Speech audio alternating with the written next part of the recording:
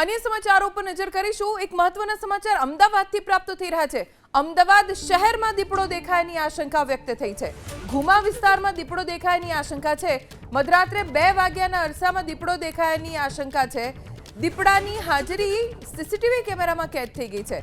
શરણદીપ સોસાયટીમાં દીપડો દેખાયાની આશંકા વ્યક્ત કરવામાં આવી છે। સીસીટીવી ફૂટેજ પણ સામે આવ્યા છે। આ સીસીટીવી ફૂટેજ તમે જોઈ રહ્યા છો। ઘુમા વિસ્તારમાં આવેલી શરણદીપ સોસાયટી જે અમદાવાદ શહેરની હદમાં આવે છે તેના સીસીટીવી કેમેરામાં દીપડો દેખાયાની આશંકા વ્યક્ત કરવામાં આવી છે।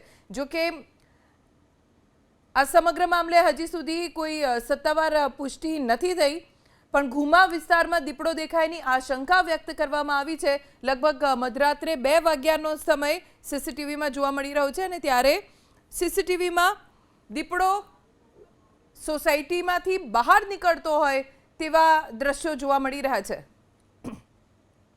અને આ દીપડાની પાછળ કેટલાક શ્વાન પણ દોડી રહ્યા હોય તેવા સીસીટીવી ફૂટેજ અત્યારે સામે આવ્યા છે। હજી સુધી સત્તાવાર રીતે પુષ્ટિ થઈ નથી આ વાતને લઈને, પણ દીપડાની હાજરી સીસીટીવી કેમેરામાં કેદ થઈ છે। આ જુઓ દ્રશ્યો સીસીટીવી કેમેરાના છે જેમાં દીપડો હોવાની આશંકા વ્યક્ત કરવામાં આવી રહી છે। ગાંધીનગર સુધી દીપડો આવ્યો હોવાના સમાચાર અત્યાર સુધી આવ્યા છે, પણ અમદાવાદ શહેર સુધી દીપડો પહોંચ્યો હોય તેવું કદાચ આ પહેલી વાર બન્યું છે। આપણે સૌ જાણીએ છીએ ગાંધીનગર સચિવાલય સુધી દીપડો આવી ગયો હતો, પણ અમદાવાદ શહેરમાં ઘુમા વિસ્તાર કે જે એક રીતે અમદાવાદ મુખ્ય સિટી છે તેનાથી થોડો દૂર આવેલો વિસ્તાર છે અને નવો જ અમદાવાદ શહેરમાં સમાવિષ્ટ થયેલો વિસ્તાર છે।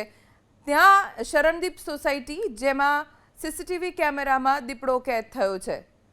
જો કે હજી સુધી વન વિભાગ તરફથી પુષ્ટિ નથી થઈ કે શું ખરેખર દીપડો અમદાવાદ શહેર સુધી પહોંચી ગયો છે।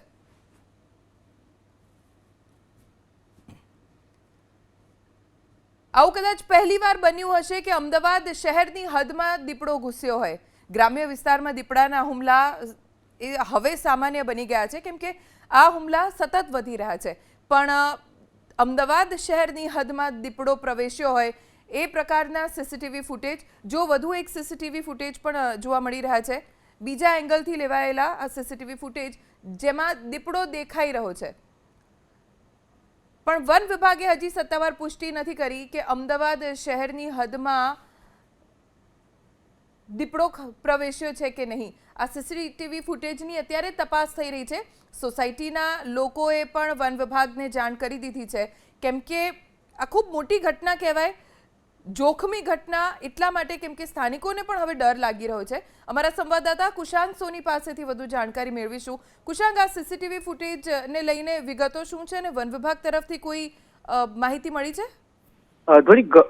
ઘુમા વિસ્તારમાં શરણદીપ સોસાયટી આવેલી છે અને ત્યાં આગળ ગત મોડી રાત્રે 2 કલાકે આ પ્રકારે દીપડા જેવું એક પ્રાણી છે તે સીસીટીવીમાં કેદ થયું અને તે બાદના જે આખા સિક્વન્સના સીસીટીવી છે તેમાં જોઈ શકાય છે કે સોસાયટીમાં ફરતા જે શ્વાન છે તેમાં પણ આપણી સાથે કાંકરિયા ઝોનના કોઓર્ડિનેટર આર.કે.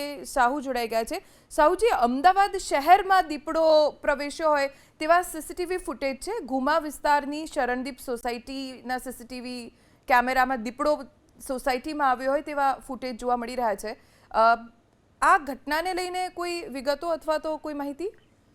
અમે અત્યારે સાઇટ ઉપર જ છીએ। સવારે અમે મેયર સાહેબનો સવારે 4 વાગે ફોન આવ્યો, એ માટે અમે તાત્કાલિક અહીં સોસાયટીમાં પહોંચી ગયા હતા ટ્રેન્ક્યુલાઇઝિંગ ગન સાથે અને પાંજરા સાથે, અને અમારા સાથે ફોરેસ્ટ ડિપાર્ટમેન્ટની ટીમ પણ આવી છે અને અમે લોકોએ જે લેપર્ડના પગમાર્ક છે એના વિડીયો ફૂટેજ છે એ કન્ફર્મ છે કે લેપર્ડ છે અને પછી જે જગ્યા એમની જે છે જે બતાવી એ જગ્યાએ અમે ફર્યા।